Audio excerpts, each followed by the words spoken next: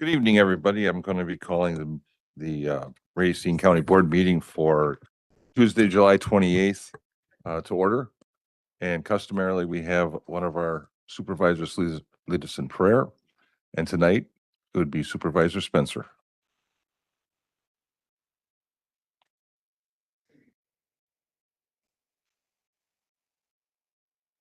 This is with credit to Michael Killingsworth. Let us reflect upon our gathering. Let us celebrate what we have discovered already, and let us be grateful for what we have not yet discovered. Let us contemplate what it is that we need to find during this hour. Let us remember all those previous occasions when our goals have been met, especially when we thought that it would have been impossible. Let the air and the fire of the Spirit renew the water of our souls, and let the presence of each of us create the community in all of us. May we walk this path with grace, with purpose, and with sincere commitment to the common good. Amen. And now the pledge. I pledge allegiance to the flag of the United States of America And to the republic for which it stands, one nation, under God, indivisible, with liberty and justice for all.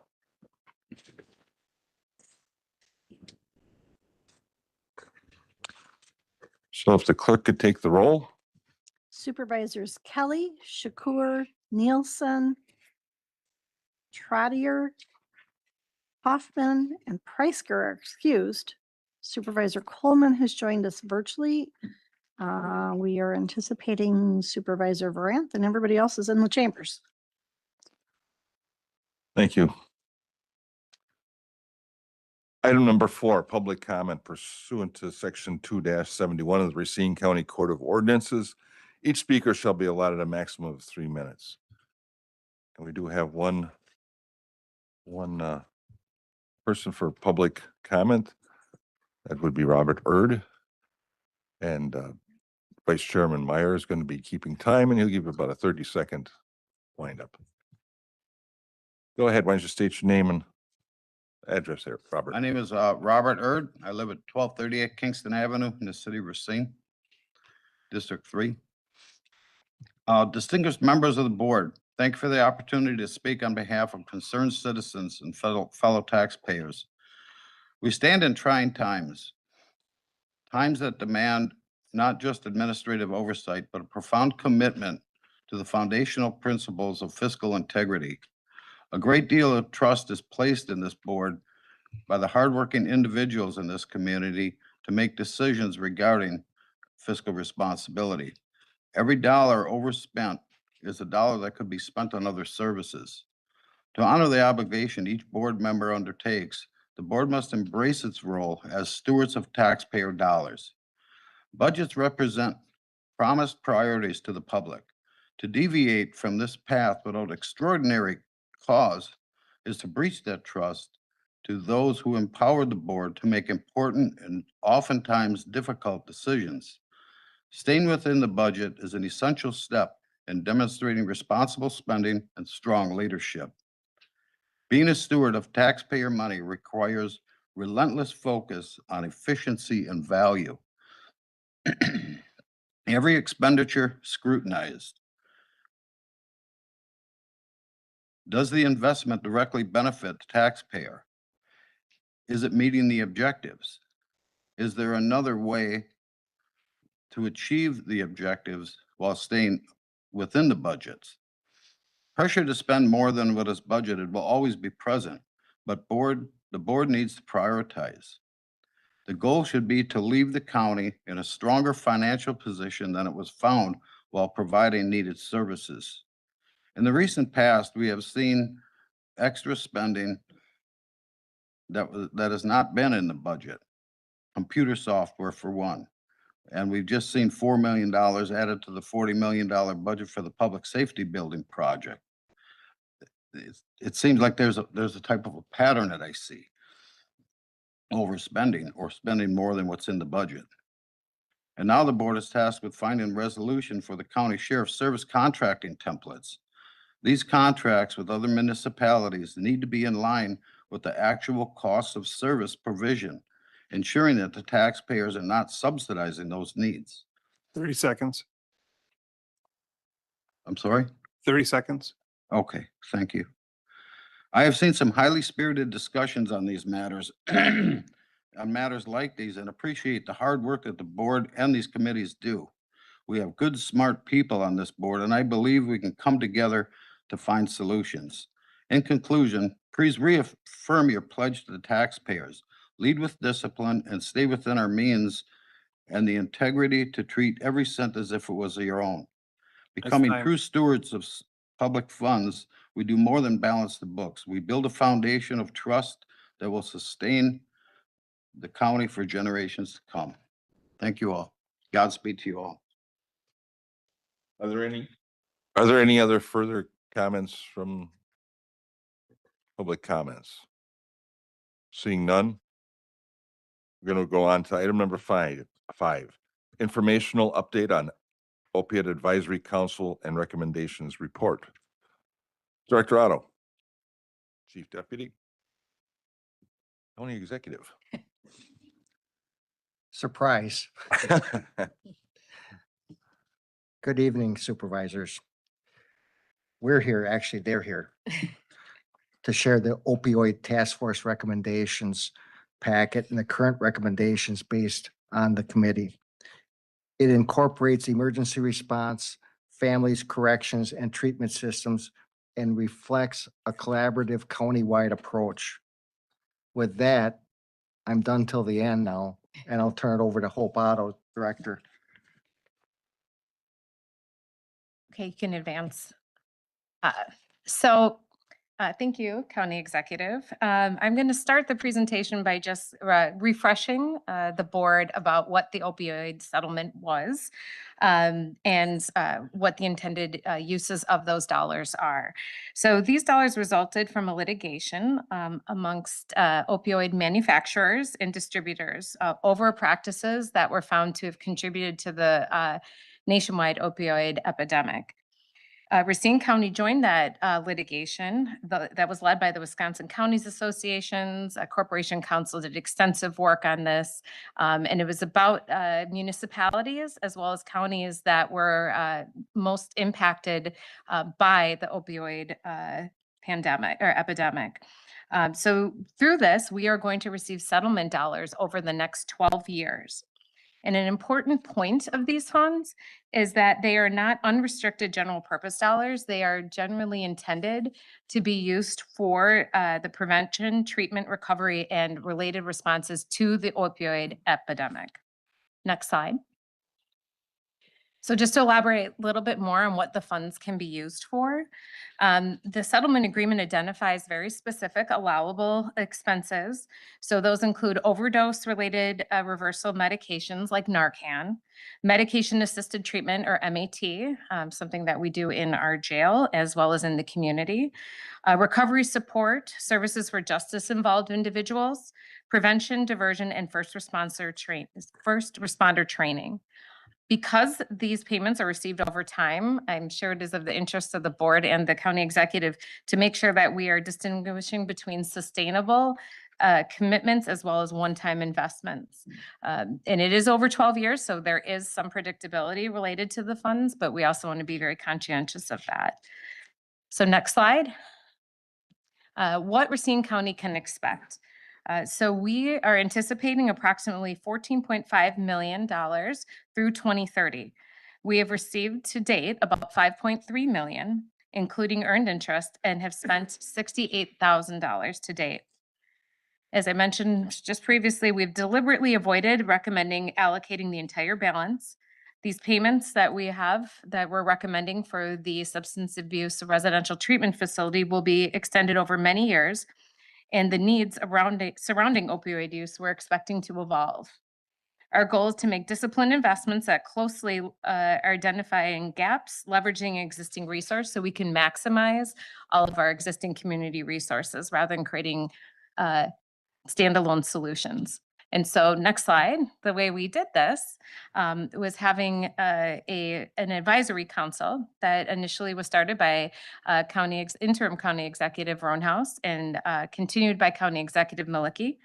I chaired these meetings over a 1.5 year period. It included representatives from Health and Human Services, behavioral health, law enforcement, fire, EMS, and county board leadership. The packet that I have, that you have on your desk here, highlights the members of that advisory council on the back. I think it's really important that we had that cross-sectional council because, as we well know, that not one single entity is responsible for addressing this epidemic. And it's the entire experience and perspective of all of the partners involved, which lead to a long-term solution for our community. So the group has identified, just for high-level themes, 4 reoccurring gaps: the fragmented transitions between services, so disparate services amongst treatment, inconsistent follow-up after an overdose, and uneven across the county education and training, and unmet harm reduction needs. Next slide. One of the other things that I wanted to highlight out of the book in front of you is the recommendations framework, which is following a decision tree. So the 5 questions that we're asking is, number 1, and most importantly, is it an allowable use? Does it address a documented need? Does it improve coordination rather than add fragmentation or layers? And is it evidence-based or evidence-informed? And are there measurable outcomes? If the proposal that is given to us does not meet those standards, it either has to be revised or it will not be considered. And that framework will continue to guide future recommendations that will be brought through the Health and Human Development Committee or Government Services, depending on the applicable request, and ultimately to the county board. And the most important part of this is the final decision remains with the county board. Next slide.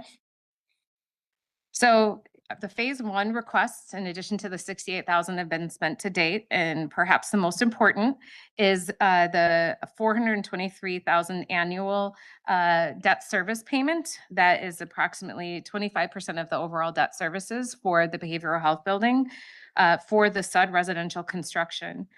And this is more than a capital investment. It is really creating a building that is the location to provide all those integrated services for individuals who are experiencing opioid crisis. And this will be longstanding for years to come, past the initial capital investment.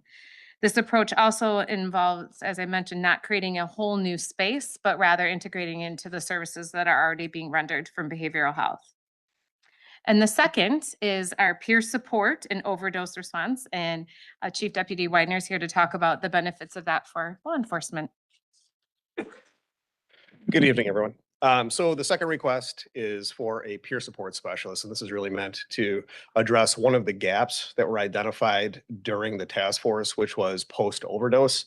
So the peer support specialist, it has a combination of lived experience and training. So when we respond to emergent calls, specifically with overdoses between law enforcement as well as fire and EMS, our primary goal there is to render life-saving aid and medication to that individual to get them stabilized. Unfortunately, oftentimes during those situations, it does not really lend itself to really building strong, long-lasting relationships with the individual who oftentimes is unconscious and being transported to a hospital. What we're looking at doing is implementing this peer specialist. So post-overdose, this individual would then go out and meet with both the affected individual as well as their family and assist them in navigating resources within the community and getting into treatment. The goal of which ultimately is to reduce any future overdose-related events that would occur with that individual. So the request is for the $76,000 to support this position and fund the individual, the peer support individual that would provide overdose response immediately following the overdoses and that identified gap from the task force. And the last request would be a relatively modest investment of $3,000 to support a countywide symposium. I believe that some of the save to the dates have already gone out. It was through Constant Contact, so it may be in your junk folder. We're going to be resending out an additional request out to everybody to RSVP for the date in October.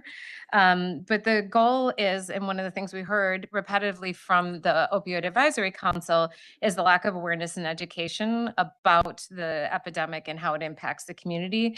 and solutions, evidence-based solutions to help address that from, law enforcement's perspective, fire EMS, all the way to the treatment end of things.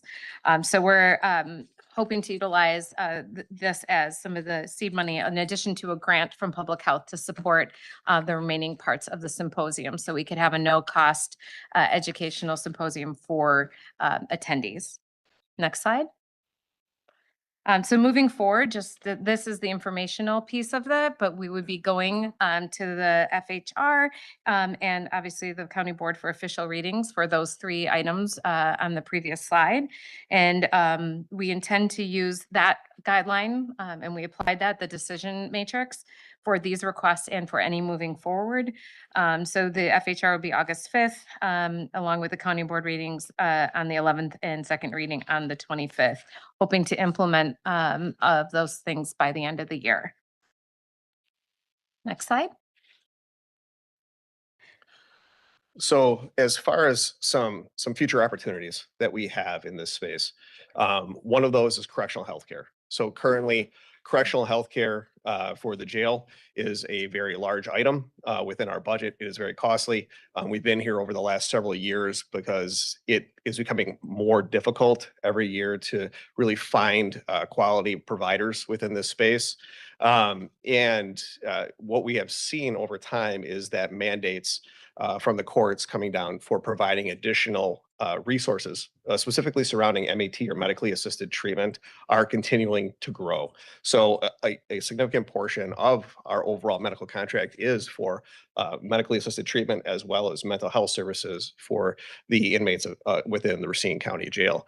So one potential opportunity that we have, and we've begun to have some conversations about this between HSD and the Sheriff's Office with opioid funding, is looking at the contract services. How can we look at potentially coming together and sharing resources or collaborating to provide a better operational, more effective solution in the area of medically assisted treatment and mental health, because it is a very large cross section. And yeah, so perfect. So this is something that just kind of is giving you a quick preview. You will be hearing more about this as we continue to have these discussions. So not only increasing our operational effectiveness, but also potentially looking at some cost savings when we start to look at the ever increasing and escalating costs in the medical and mental health corrections area. One of the other items that came up pretty consistently, we had all of the jurisdictions from the school districts, including private schools, attend one of our meetings, and they talked about the lack of standardized curriculum. And even is approaching what is the most impactful age group and when should we start this and what are evidence-based practices to help early on with prevention and education. So one of the things that we think the county could do is help to provide a role within public health to standardize some of those curriculum, do the research and help with empowering the school districts and doing better prevention-based care and standardizing it across the county. And lastly, one of the things that we noticed by having 2 different health departments is just the benefit that we could have of improved collaboration and decision-making. As long as we have 2 different health departments, we do see some level of incongruency of the way decisions are made. So an example of an item that has come up several times at our Health and Human Development meeting is the vending machines and the decision of where to place them, which was independent. Obviously, the city had their own choice with that, as did we. But just looking at ways that we could do a better job of looking at us as a whole county and as a system. You want to close her out? Okay.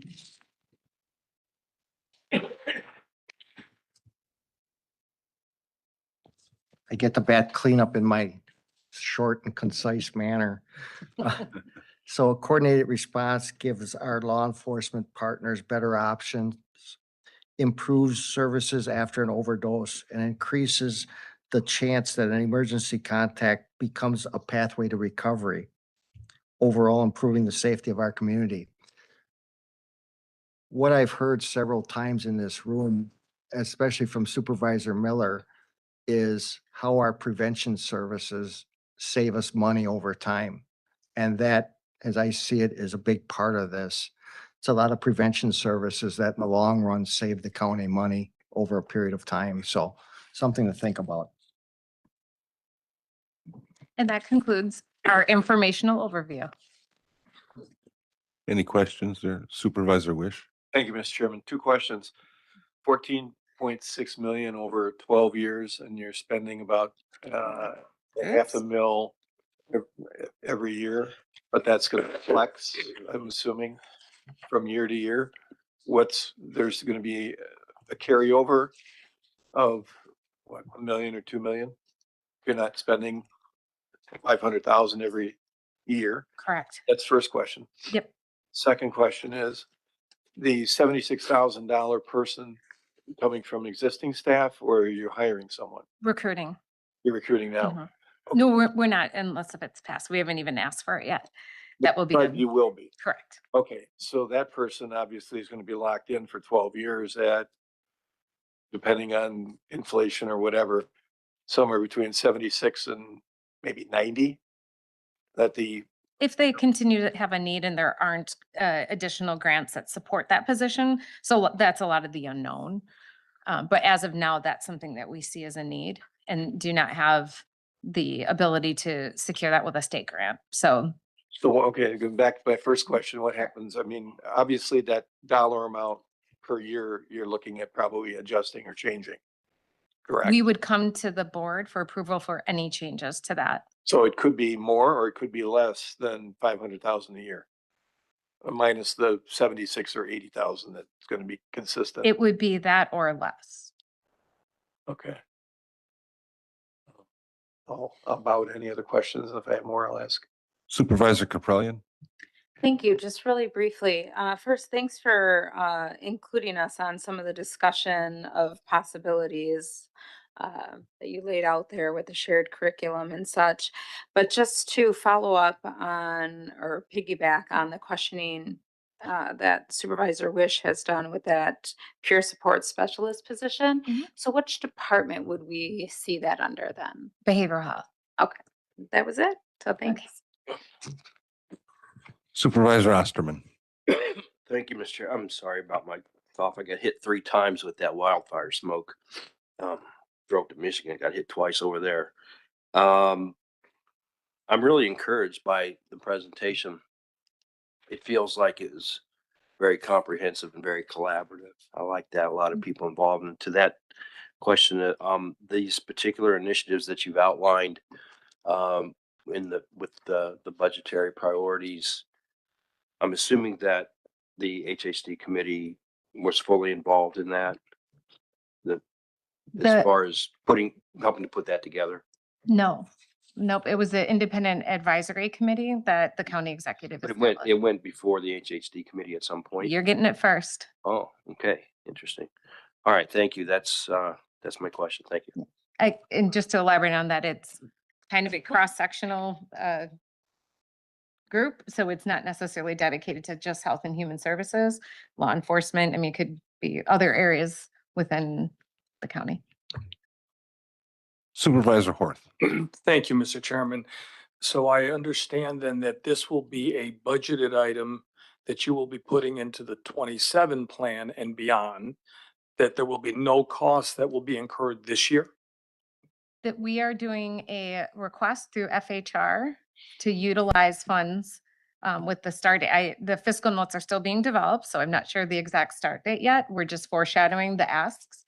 And they would be starting this year and then continuing on with opioid funding through 27 and into the budget, if So- the budget passes that way. Okay, so it would be built into your budget starting in 27. But we will always take out and report back. One of the requests from the chairman was to have it clearly identified of what is an opioid expense and what is not. And that's the point of this presentation, is to let you know what is going to be approved and recommended to be put in. I think the reason for my questioning in this direction is so that when we get to see the budget for 2027, we will know what expenses are in there based on this type of discussion. Also, we'll be able to understand what the delta or increase or decrease of your overall budget or the sheriff's department overall budget is, using this as a part of that understanding. See, because you're talking about, Supervisor Wish, I believe if you're correct, $500,000 a year is going to be increased in cost in this area. The debt service will be paid down by this in that 423,000 annually. Explain paid down. So the debt service is going to be paid by the opioid litigation dollars when and if you pass this. So then that's not an expense Correct. that the county will bear. The county will It's- bear the expense for the 76,000, which was the additional staffing requirements. And then the request, I think it was 3,000 for something else. It's a revenue source for the bonding. That's what will be brought forth. Thank you very much. Then any other questions? And I've got just a couple of questions. So we've earned quite a few dollars on interest, and this is considered a segregated fund. It can only be used in certain areas. And you may not know, it may be a Gwen question or a Michael question, but can the interest be used in other areas in general purpose revenue, or are they segregated to the? Yeah, I have no idea. You didn't know, okay. I that's just a question. When Sure. Gwen can answer that, and then, what, our bonding, this is gonna be bonding for the behavioral health center, right? That extra $500,000. For the residential side for SUD. Right, Yep. son, okay, so it's gonna decrease our debt service. Yep. By 25%. By 25%, so, but that hasn't hit the levy yet. So it's kind of like what we did with the property tax relief. Exactly, just to make everybody aware of that. So is there any further questions? Mr. Chairman, could I just add something? Sure thing. To your question, Mr. Chair, I do think that that's best addressed by the finance director, but what makes the debt service payments eligible is the fact that facility is providing these types of services that are considered eligible costs under those settlement decrees. And so to your question, theoretically, there could be other forms of debt service that it would be eligible, but it would have to check those necessary legal boxes under the documents. The other thing I just wanted to call attention to, so there isn't any confusion, I believe, if I'm not mistaken, there was a slide that made reference to the next county board meeting being Tuesday, August 11th, due to the primary. That next meeting is on Monday, August 10th. Thank you. Sorry about that.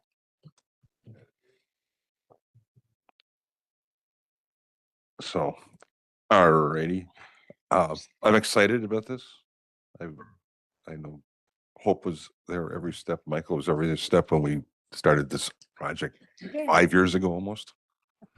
And it's coming to fruition, and of course, the opiate settlement is kind of the frosting on the cake that helps us move this along. Mr. Chairman, Supervisor Wish. thank you. One last question. What happens to the excess if we don't use the 14.6 million? I mean, there's no expiration date. So they could go beyond 12 years. Yes. It's just the amounts of payments that we're getting in are projected out to 2038. That could go long beyond. We could continue to get settlements beyond 2038. Okay. And there's So- no deadline to spend it. But it still has to go to what Correct. is stated in there. Right. Okay, thank you. Yeah, that has to do with different settlement timeframes with different companies. Right. So, yeah, so are there any further questions? Well, thank you. Yeah, you're welcome. Item number 6, reading of the minutes of the previous meeting, which is automatically waived unless requested by a majority of the members present. Being no objections. Item number 7, Resolutions and ordinances referred to committees. There are none. Item number 8. Introduction of resolutions and ordinance for first reading and referral. Resolution number 2026-31 by Finance and Human Resources Committee authorizing the acceptance of a state and local cybersecurity grant in the amount of $100,000 and transfer funds within the Information Technology Department 2026 budget. Resolution number 2026-32 by Finance and Human Resources Committee authorizing a new capital project for the purchase of an MTM dump trailer and the transfer of $55,000 within the 2026 Public Works budget. Resolution number 2026-33 by Finance and Human Resources Committee authorizing the creation of a new capital project for Sanders Campground water upgrade and transfer of $150,945 within the 2026 capital budget. Resolution number 2026-34 by Finance and Human Resources Committee denying the property damage claim of Veronica Davalos. Resolution number 2026-35 by Finance and Human Resources Committee denying the property damage claim of We Energies. Resolution number 2026-36 by Finance and Human Resources Committee denying the property damage claim of Maria Rodriguez. Resolution number 2026-37 by Finance and Human Resources Committee authorizing a compromise of Racine County's claim against Elena Taylor, Progressive Casualty Insurance Company, and its insured Andre Aguilera.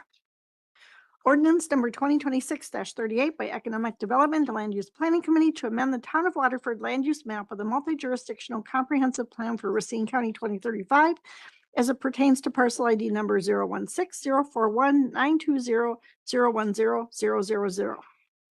Ordinance number 2026-39 by Economic Development and Land Use Planning Committee to rezone from A1 Farmland Preservation District to A2 General Farming and Residential District 2, Section 20, Town 4 North, Range 19 East, Town of Waterford, applicant Benjamin G.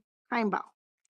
Ordinance number 2026-40 by Economic Development and Land Use Planning Committee to rezone from B3 Commercial Service District to R4 Urban Residential District 1, Section 5, Town 4 North, Range 20 East, Town of Norway, owners Chad and Jill Passler.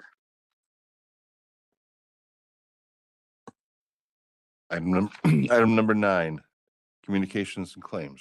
Number 1, resolution supporting sustainable state funding for local public health departments from Greene, Clark, and Monroe counties. Item number 1 is referred to the Health and Human Development Committee. Number 2, annual comprehensive financial report for 2025 from the Milwaukee Metropolitan Sewerage District. And number 3, letter regarding the annual contribution from Racine County to the Southeastern Wisconsin Regional Planning Commission. Items number 2 and 3 are referred to the Economic Development and Land Use Planning Committee. Items number 4 through 6 are notices of claims and hearings. Number 6 is a complaint or petition related to a mortgage, and items number 8 through 23 are notifications from the United States Bankruptcy Court. So items number 4 through 23 are referred to Finance and Human Resources Committee and Corporation Council. Request for any copies. Supervisor Miller, Thank you, Mr. Chairman. Number 3, please. Supervisor Wishaw. Thank you, Chair. Copies of 4, 5, and 6, please. Supervisor Horth, Thank you, Mr. Chair. Copies of 2 and 3, please. Vice Chair. Thank you, Mr. Chairman. Just 1 and 5, please. Supervisor McReynolds. Thank you, Mr. Chairman. Copies of 4 and 5. I would take 2, 4, 5, and 6. Any further requests? Hearing none, we'll move on. Communications from the county executive. Report number 2026-29 by County Executive appointing the Racine County Information Technology Director. Okay, so Vice Chairman, this was taken up at FHR last week. Correct. It was taken up by FHR and it was passed unanimously for the appointment for Mr. Shoemaker for our IT director. And I believe he's here this evening if you'd like to speak on his behalf. Good evening, everybody. So we have a motion. and a second. So we'll make a motion to bring this to the county board. Motion's been made and seconded. Go ahead now, Mr. Shoemaker. Or go ahead and introduce yourself. Sure. Sorry. I'm Andy Shoemaker. I'm currently the interim IT director here at Racine County. I came from private industry. I was at Volrath up in Sheboygan for 3 years. Prior to that, I was at Mitchell Airport for 7.5 years. So I have both county and private industry experience, and I'm looking forward to helping Racine County move forward. Are there any questions? And then you can't ask if we have to do the security trading. That's not one of them. Mr. Chairman, Go ahead, Supervisor Miller. the interim director did discuss with the committee some of his goals, and I think it might be appropriate for the board and the public to hear a little bit about your goals. My goals? Sure. So the first goal that I had coming here, I kind of evaluated the team, and one of the things that I noticed was our asset management is in need of some repair and some fixing. So that's one of my first goals. We are already working on that. We're working with Microsoft Intune, a piece of software to ingest all of our assets and get a better management of our assets. So that's my first goal. Second goal that I have as a major goal is both standardization of our IT equipment and centralization of the purchasing of IT equipment. Currently, all the departments can purchase their own IT equipment using P cards and not high-end equipment like laptops, but keyboards, mice. As the first speaker tonight kind of mentioned, it's our fiscal responsibility as county departments to watch that money. And when IT allows somebody to go buy an expensive keyboard and we have no oversight over that, let's just make up some numbers and say $100 for a keyboard that's being spent by the finance department. Not only is that department having to research their keyboard, choose their keyboard, and then purchase it, they're spending all this money on a keyboard where IT can standardize that equipment and then decide, okay, we can buy 10 keyboards for that $100 and supply those to those departments. So that's a major goal, is standardization and consolidation of IT purchasing. Any further questions? Well, Supervisor Miller? Mr. Chairman, I think the motion was to bring it to the board, but I'd like to make, if you would withdraw that, I'd like to make a motion to confirm the nominee. Okay, motion has been made and seconded to confirm the nominee. Are there any further questions? This will be a voice majority vote. All in favor, say aye. Opposed? Motion carried. Welcome Thank you. aboard. Thank you. Thanks.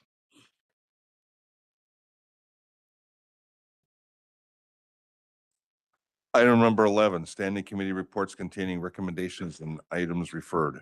There are no reports. Item number 12, second reading of resolutions and ordinances. Under majority vote this evening, we have ordinance number 2026-21 by Economic Development and Land Use Planning Committee to rezone from A1 Farmland Preservation District to B3 Commercial Service District 2, Section 25, Town 4 North, Range 19 East, Town of Waterford, applicants Schmalz Realty LLC.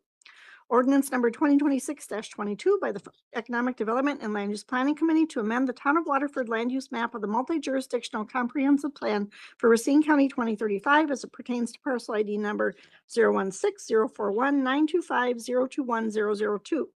And resolution number 2026-30 by Finance and Human Resources Committee and the Government Services Committee authorizing police services agreements with Racine County municipalities. Motion's been made and second for approval. Supervisor Horth. Chairman. Let's start with 21. Thank you, Mr. Chairman. By unanimous decision, the Economic Development and Land Use Planning Committee did approve this request for the rezoning. I will say that the proposed rezoning meets the future decision or division and are consistent with the development patterns that are in the surrounding area. The proposed parcel contains a large INRA wetland pond area, which I know was brought up during our conversation and is going to be addressed as a part of the work that'll be done. This decision was basically reviewed in detail, and certainly, again, on a unanimous decision, it was approved to move forward. So with that, I'd like to go ahead and continue with the process, or certainly answer any additional questions that I might be able to answer. I did have a conversation earlier with Brian Jensen from the staff. Staff, of course, has recommended that this be moved forward on, and I'll do my best to answer. If not, we'll move forward. Just a question. This is right down the street from me. What, is there any idea of what that's going to be or? Yeah, I apologize. I should have said that. Yeah, they're actually going to be using it for landscaping. Oh, very good. Commercial. Mhm. Apologies. That was just curiosity. Go ahead. Any further questions? Go ahead with number 22. Chairman, No, we Just got a a- question. That's what. Supervisor yeah, Rossi. point of order, but just requesting separate consideration for 2026-30. Okay. Go ahead with number. Thank you. Again, by unanimous decision, it was approved by the EDLIP committee to move forward with this request as presented. Once again, the information I've already shared is consistent, so there wouldn't be any additional, except to add to it that this is going to be a landscaping business that I should have mentioned in the first one. Nothing further on my end. Thank you.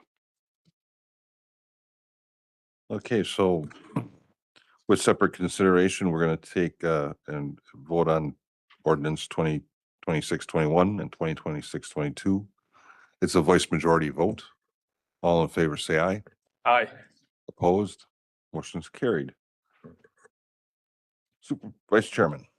Thank you, Mr. Chairman. Resolution 2026-30 was brought forth with the Finance and Human Resources Committee and Government Services in regards to setting forth a template for the municipalities' contracts with the Sheriff's Department and for the services that they offer. This option is a 1 year or 3-year agreement. This is the first time we set forth with a template such as this. And I believe Chief Deputy Widener is here too, if there's any questions for the group.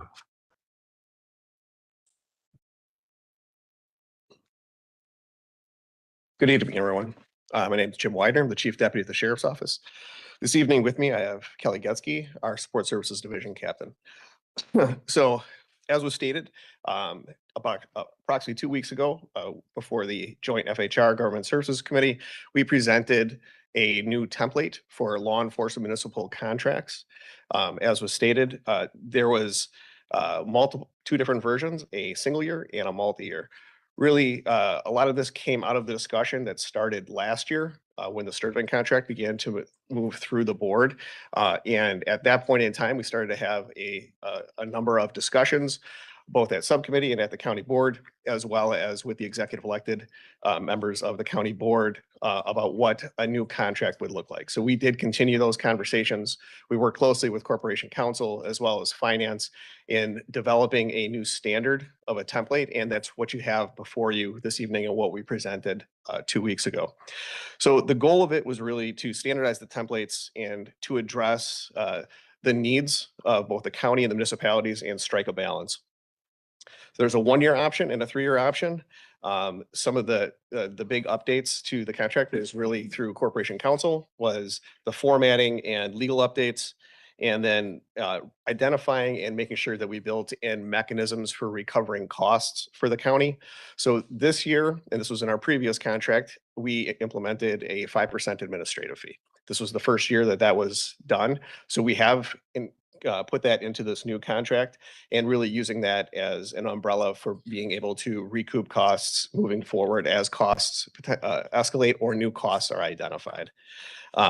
So what we are asking for and recommending with the template right now is keeping that 5% administrative fee locked for the first 3 years of this contract. This is a new fee to the municipalities and really about striking a balance and giving them a runway to absorb and manage this new fee, but also at the same time allowing the Sheriff's Office, in working with our partners with Corporation Counsel and Finance to really take a deeper dive into what the costs are for providing the law enforcement services and really itemizing those to ensure that we are collecting those true costs.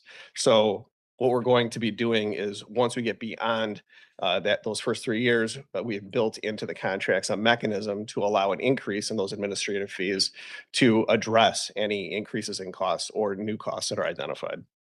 The other piece that throughout our conversations this last year that we really heard loud and clear and we identified as a need to be able to address it was overtime.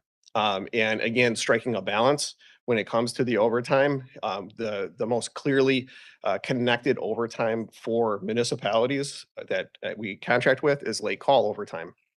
So what we've been able to do now with the assistance of Travis and his team is be able to build out a system where we can draw out reports that are much more detailed to what we would need to draw out late call overtime by geography, by municipal area and contract area. So the goal would be that we would utilize this newly developed system, refine it in 2027, and then at the end of the year in 2027, identify what the average expenditures of overtime are for each of our contracted areas. And then starting in 2028, billing them for what that average is per month. All the contracts are billed on a per month basis, but then finance would work with those municipalities, and then they would true up those numbers as they moved through the contract to reflect the actuals on the overtime. Another piece that's new to the contracts that we've added into this template is an actuals report that would be generated on June 1st of each year. That report would go to both for the previous year to the municipality that contracts with us, as well as to the county board to show what the true costs are, the actuals that were expended on each one of our contracts.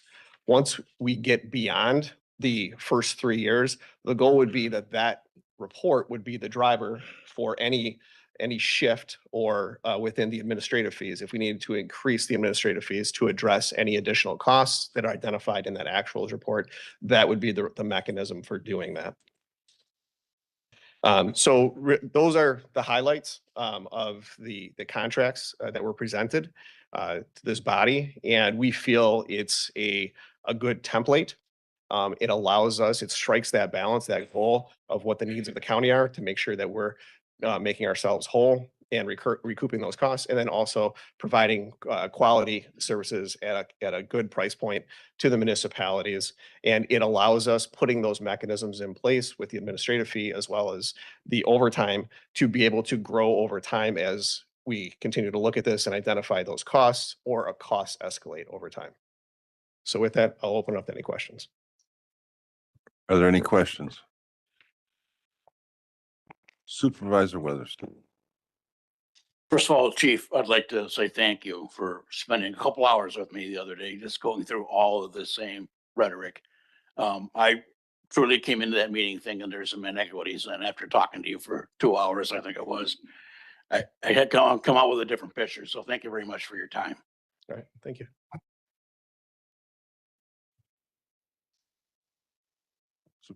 Supervisor Horth. Thank you, Mr. Chairman. Deputy Chief, Captain, I do, as I said earlier tonight, thank you first of all for sending the copy so I had a chance to review it. And admittedly, I didn't go through it in as much detail as I would have liked to have, so that's on me, not you. But I did notice one thing I wanted to check on. When I look at a one-year contract, obviously the Sheriff's Department has to go through specific cost to ramp up, gear up, prepare for an agreement. What happens at the end of 1 year if the town, or I'm sorry, the municipality decides, you know, it was fun, thank you very much, but we're going to try to go back to our own environment. Now, you've hired people, you've gone through the cost of resources and so on. How does that get addressed in this agreement? So at the end of any contract term, whether it's the 1 or the 3, if a municipality were to opt out of that, then the funding for those positions that are associated with that would go away.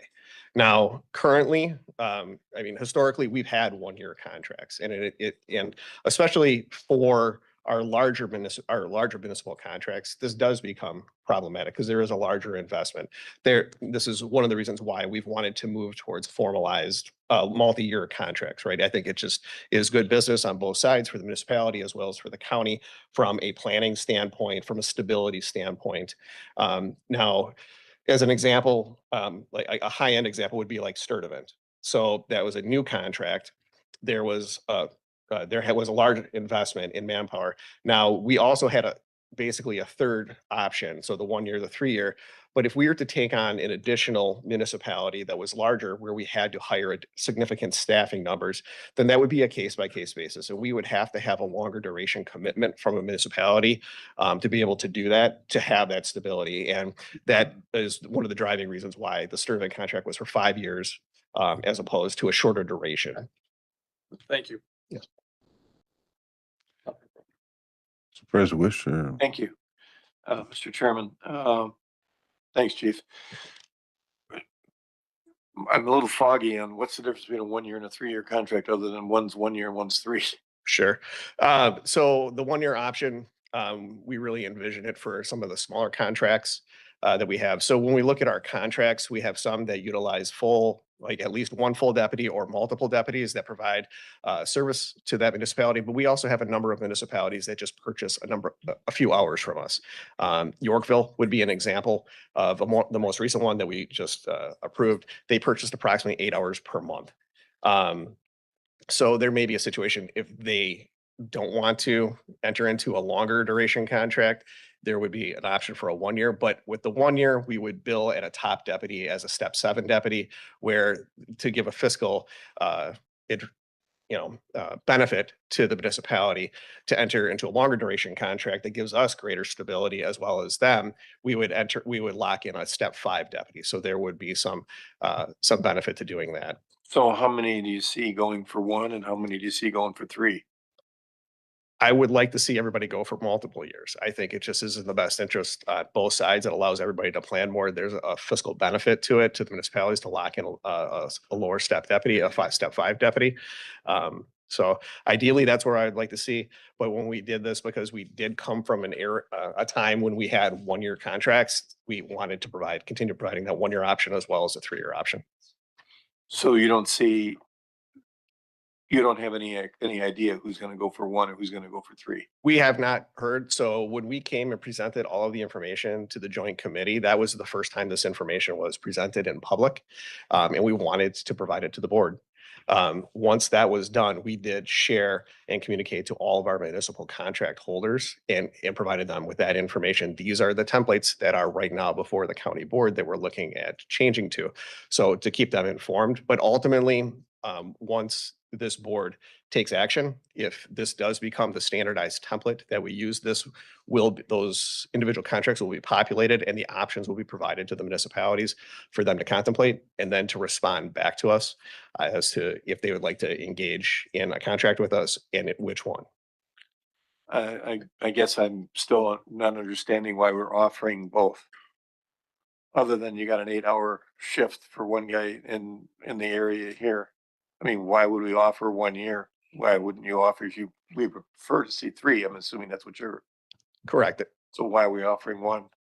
We offered it as an option because that's what we had traditionally offered, was we had 1 year contracts and then solidifying to it and then offering the solidified 3 year contract. But for your purposes, you're better off offering 3, aren't you, for planning purposes? I feel that there's advantages on both sides to the 3 year. Okay, thank you. Mr. Chairman, could I add one thing? Sure, go ahead. It doesn't address the underlying question, but one thing that I just wanted to make abundantly clear, taking off where Chief Deputy Widener left off. So when the municipalities consider this upon authorization from the county board of those templates, those municipalities will need to take action on either the one or the multi-year contract. Upon that authorization from that local entity, it'll come back before the county board. So the county board will be authorizing every individual contract with each of those individual municipalities. I just wanted to make that clear. So does that mean Go when ahead. it comes back before the county, we can say no? The county could vote yes or no. However, if these are authorized as templates, there'd be some level of, I don't want to say bad faith, but it would be, it would probably not be expected from the municipality. If these templates have been authorized, it goes to the municipality. They authorize a 1 year only to have that 1 year not authorized by the county board. We'd be spinning our wheels for a period of time. I guess what I'm afraid of is having most of them come back and say, we only do a 1 year contract. So that's a possibility. I can't discount that possibility. Yeah, thank you. If I could just make one comment, just based off of our communication, there is a high interest in multi-year contracts for the municipalities. Now, that's no guarantee that's going to happen, but just in our conversations over time, there appears to be a high interest that.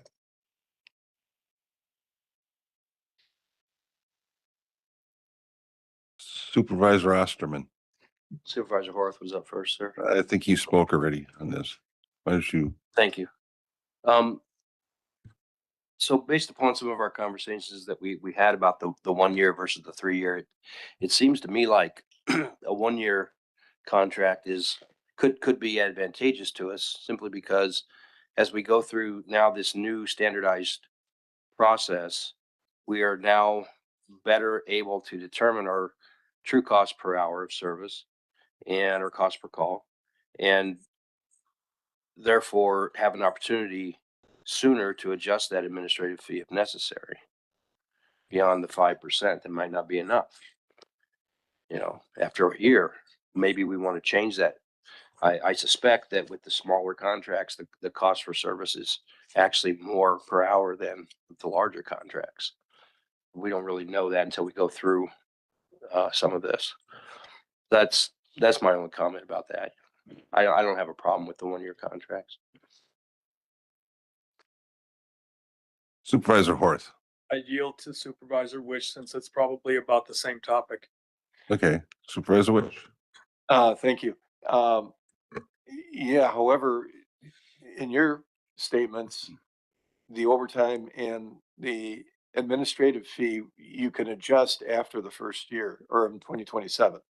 The If it's a 2-year administrative, the administrative fee would be what is recommended as of right now is to keep the 5% administrative fee fixed in position Until- for the first 3 years. So 2029. Yes. Okay, so then you can adjust. And then it could be adjusted afterwards. What about the overtime? The overtime, we would collect the data in 2027 now that we have the system built to be able to, 2028, and that would be enacted in 2028. So that's a horse apiece. Thank you.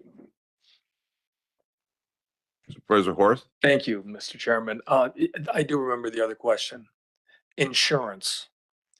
Does the county pick up any additional cost on insurance as a part of coverage and protection for the department and for the county against lawsuits and so on, as a part of these contracts? Do you want to touch on it, Michael? There is, I'll let Michael speak to it, but there is a line in there there is a cost associated with the contract in Appendix A, which is the spreadsheet portion of the contract that does account for liability insurance, but Sure. So I'll just add that the county is self-insured. And so we are self-insured for the first $1 million of any individual claim. Beyond that, we carry an excess liability coverage for claims between $1 and $6 million. And so the line item that Chief Deputy Widener is referring to, that's commonly referred to as either 65.90 or public liability, that is broken out. The proportional responsibility for the municipalities is included in Appendix A. Thank you. Supervisor Rossi. Thank you, Chairman. I sent an email out earlier today asking Chief Deputy Widener for a breakdown of the administrative costs. And that's one of the things that's a little unknown to me right now. And I've talked about this before is that, reviewing other contracts in central to southeastern Wisconsin, trying to find comparables, trying to see how other municipalities or other counties did this. I see a lot more categories for cost recovery. And so then with us lumping all of these items under what would be this general administrative fee, so this 5%, I was trying to understand what do we have under our 5%? Because what you find is that most other municipalities, they recover the individual item, and then after all of the individual items are recovered, then there's an administrative fee. So we're using our administrative fee to do a lot more, as I said on the phone, heavy lifting. But without understanding exactly what those costs were, it's hard to really understand if we've identified and then built in that recovery into the administrative percentage.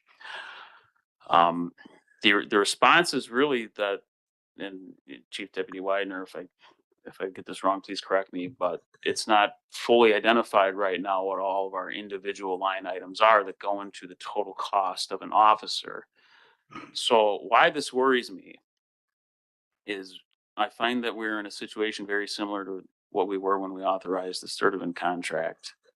We did not include overtime in the Sturtevant contract, and now Sturtevant will realize With the $27,000 per officer times 10 officers, that's $270,000 in the first year that all of your constituents, if you don't live in Sturtevant, are paying via their taxes for Sturtevant to have county law enforcement. So $270,000. That's the number that's in our new template. Moving forward, if you look at the full term of the contract, that's 1.4, assuming moderate inflation, $1.4 million just in the overtime, assuming it holds to 27,000 per officer with inflation. So $1.4 million. And back to why I say we're in a similar situation is, you know, adding this $27,000 is a major improvement. But once again, I don't think we're looking at a total number here that reflects all the inputs that are needed for policing. I do find it odd and a little alarming that we don't understand that, and we're proposing an administrative fee of 5% to cover, at this point, you know, partial unknowns. I'd like to see that fully understood. I'd like to see a document in front of us that we can look at and say, okay, well, these are all the items that go into the 5%, and hopefully it covers it. Why am I concerned? Because when I look at all of the other contracts, you know, obviously I don't have access to all of them, but at least the ones I looked at, the base rate for an officer, the closest one I found was 155,000, and they don't even recover the overtime in that. It's billed completely separate. So you add on whatever their overtime is to the 155. So using these numbers, we're at well over what our contract template would be. So then once again, we with all of the examples that I found, we would be the cheapest per officer, just the examples I found. I don't understand why we can't just do this right, get the costs that are associated with policing and make sure it's covered. I don't think we're that far off. I just see this as another example of we're close enough and let's just get this thing done. When I'm tired of doing that, you know, it'd be nice to just understand every aspect of this and then move forward. I think that's about it. And I guess I'd like to close with a question on this one. And this one's for the finance chair, and mostly because we didn't get the opportunity to bring this back to finance. So I'd ask now are you comfortable with the administrative fee, given that it's not clearly defined what's all included and covered? Yes, I am. And I think it's a starting point because we haven't had one before. So it's a starting point, and then collecting that data over the next 3 years is going to really give us a fine line of where those expenses are. And I've talked to Chief Deputy Widener a little bit about it as well, it's a starting point. We haven't had it before. And now it's a start in the right direction. So I'm thinking, yes, that's to give us more time too, to find out if that 5% is enough or if it's not enough. The reason I ask that is, you know, a starting point back in April was let's get the Sturtevant contract passed, and now we're locked into a 5-year, $1.4 million ride. So I guess that's just my concern. Thank you. Any further questions, comments? Supervisor Spencer. Thank you. I just have one. The Sturtevant contract is not subject to the 5% administrative fee, or is it? They do have a 5% administrative fee, but they have a locked 5-year contract right now. Right. Okay, so that won't change. Correct. Right. Any further comments, questions? This is a voice majority vote. Separate consideration. All in favor, say aye. Opposed? Motion to carry. Thank you. Now, under the 2/3 majority vote group, we have resolution number 2026-24 by Finance and Human Resources Committee authorizing changes to the Greater Racine County revolving loan fund policy manual. Resolution number 2026-25 by Finance and Human Resources Committee authorizing the acceptance of a Wisconsin Department of Justice grant in the amount of $62,660 and transfer of funds within the Human Services Department 2026 budget. Resolution number 2026-26 by Finance and Human Resources Committee authorizing the acceptance of a Wisconsin Department of Justice grant in the amount of $96,130 and transfer of funds within the Human Services Department 2026 budget. And resolution number 2026-27 by Finance and Human Resources Committee authorizing the creation of 4 FTE sunset positions, including 1 FTE Supervisor 140 and 3 FTE Economic Support Specialists 125, effective August 24th, 2026, and transfer of $166,835 within the Human Services 2026 budget. Approved. Move for adoption, Chairman. Motion's been made and seconded. Vice Chairman. Resolution number 2024, thank you, Chairman. It's basically language that's modified in the revolving loan fund policy manual. This manual was designed back in 2017. It was focused on and around the Foxconn construction project. This updated language offers us more options for a wide variety of businesses that would be eligible for this fund and this loan opportunities. In more so even with the Microsoft projects and some of the support businesses that would work with Microsoft. And we also have Jenny Trick here from REDEC if there's any questions on the change of the language. It's pretty straightforward, but if there's questions for Jenny, she's here to answer them. Mr. Chairman. Supervisor Miller. Yeah, I do not have a question, but I do have a commendation. I don't think I or we thank the leader of the Racine County Economic Development Corporation enough. She has been a key driver for economic development for how many years? 32. And I think we should acknowledge that she was a key driver in creating the site where Microsoft now is. I think she was a key driver in bringing Microsoft to us. She's been a key driver with her staff. Of course, she has excellent staff of working with even the smallest businesses and reaching out, not only working with Racine County, but with every municipality in our county. So I just want to thank her. It was at her initiative that this revision is being requested. It's taking a good tool and making it better, making it available for more economic development opportunities. So I do want to thank Jenny Trick. Thank you, Supervisor Miller. And thank you, Jenny. Are there any other questions or comments? Seeing none, we're going to move on to item number 2026-25. All right, thank you, Chairman. 2026-25 and 2026-26 is kind of the same. It's a grant from, I'm gonna kind of take them together if that's okay.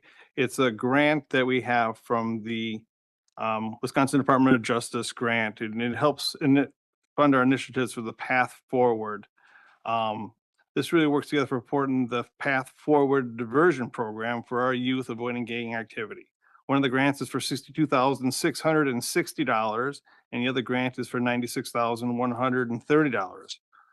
Both grants do not require any matching funds, and this will employ 25 of our youth for a 6 months employment, also providing mentorship, skill building with their employees, and gives them other employment opportunities to keep them on the straight and narrow. And Administrator Lattis is here if there's any further questions on these two grants. Any questions? Why two grants? Is it two separate grants or? Correct. There's one grant for $96,130 and $62,660. Looks like they're from the same exact legislative law. They couldn't combine them, or we had leftover money in the fund at the state. The first one is a renewal. We have this grant currently for supporting 10 youth, paying wages and mentorship. And then there was a new opportunity for another grant to support 12 youth. And so we applied for that grant as well and received it. So that's why there are two separate. Okay, that's understandable then. Any further questions? Vice Chairman. All right, and then it brings us to resolution 2026-27 by the Finance and Human Resources Committee authorizing the creation of 4 FTE sunset positions. The state issued legislation to allow funds to the consortium to ensure quality of assistance in our food share and SNAP benefits program. These positions will be responsible for review of the benefits and the calculations for the food share and SNAP cases before benefits are paid to our consumers. Keeping mindful of the payment error rate, which is very low for our county, the total would be $480,978.30 for 2026 and 2027. These funds would support the addition of these FTEs at the call center, and these funds are expected to continue into the future. And Administrator Lattis is here if there's any other questions on that funding source. Any questions? It talks about the error rate. What is the error rate in WKRP? Understanding it's 2 counties. Sure. Our current error rate is about 4.2. There are 11 consortiums across the state. At last count, because that error rate fluctuates, we were as a state at the 5%. That is the maximum that we need to be at. If we go over 5% as of October 2027, the state of Wisconsin will have to pay into the federal government. And the reason these funds are coming out is to ensure that our error rates across the consortium stay low, stay at that 5% or below, so that we don't have to pay. And just to give a little more information, I don't know if you need it, but we get about $8 million a month in Racine County alone in food share benefits. So if we have to start paying a percentage of that back, you can imagine the cost that we would be incurring. So these positions are to ensure quality control. And they are funds that have been distributed to all the consortiums across the state. Mhm. So then just a question on how this will show up in our budget. These will be like an economic support specialist. They'll have X amount of funding. And then these extra ones will be somehow designated for this funding. Yes. So we can track them and Yes. not lose track of when the funding stops or if it goes Correct. up and down. Okay. And I had to ask the Eric question because I think somebody at home will ask me. Any further questions? Supervisor Osterman. Thank you, Mr. Chairman. The statistics that you just cited, the percentages are not consistent with what is in the resolution. The state error is listed at 7.66%, and that the consortium's target is 6%. So when that was written, that number was accurate. I was just in a meeting with the state, and so that fluctuates based on the data they're pulling. Gotcha. Okay. Thank you. Mhm. Any further questions? Okay, so this is a 2/3 majority vote. So I should fire us up.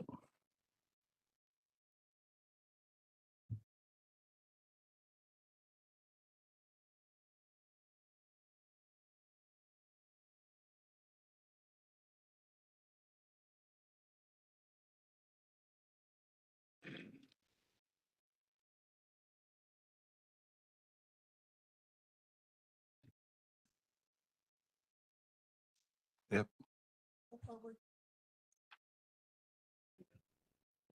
Supervisor Coleman, how do you vote?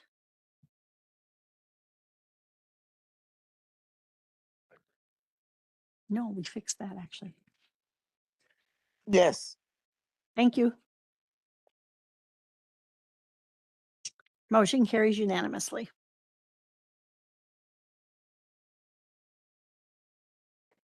Item number 13, reconsiderations of resolutions and ordinances from previous meetings and or actions on vetoes. There are no items. Item number 14, reconsideration of and or notices of intent to reconsider resolutions and ordinances. There is no notice. Informational reports. Report number 2026-30 by Finance and Human Resources Committee submitting investment report for the second quarter year 2026 by the Racine County Finance Director. Report number 2026-31 by Finance and Human Resources Committee announcing donations made to Racine County between April 1st, 2026 and June 30th, 2026.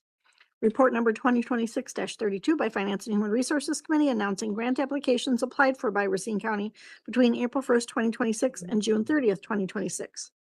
Report number 2026-33 by Finance and Human Resources Committee submitting the Racine County 2026 bi-monthly large capital projects report. Report number 2026-34 by Finance and Human Resources Committee submitting claims against budgeted accounts for June 2026. Report number 2026-35 by Finance and Human Resources Committee announcing the distribution of sales and use tax revenue for June 2026.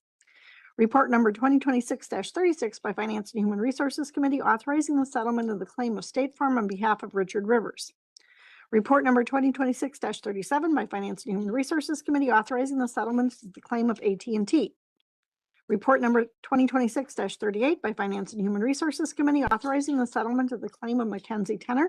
And report number 2026-39 by Finance and Human Resources Committee authorizing the settlement of the claim of Phoenix Loss Control on behalf of Midwest Fiber Networks LLC. Item number 16, miscellaneous business announcements and oral reports. Supervisor Horth. Thank you, Mr. Chairman. I'd just like to take this opportunity to recognize a good-looking young man to my left. No, it's not Troy Reynolds, just so you know.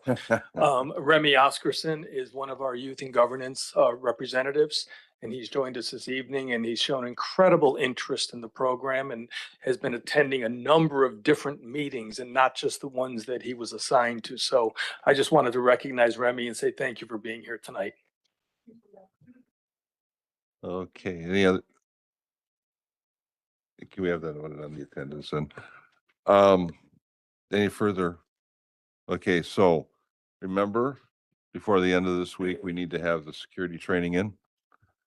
And also IT is going to be starting to contact you because we're going to be changing over on the voting system and the tablets will be replaced with laptops. So to be able to vote, it'll be on the laptops. As it was before, August 10th is a Monday. That's our next meeting. The 11th is the primary.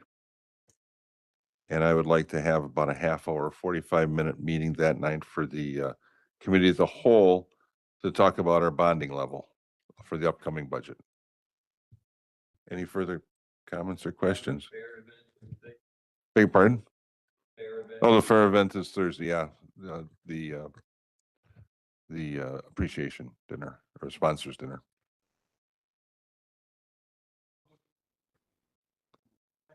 Motion's been made and seconded. We are adjourned. Thank you.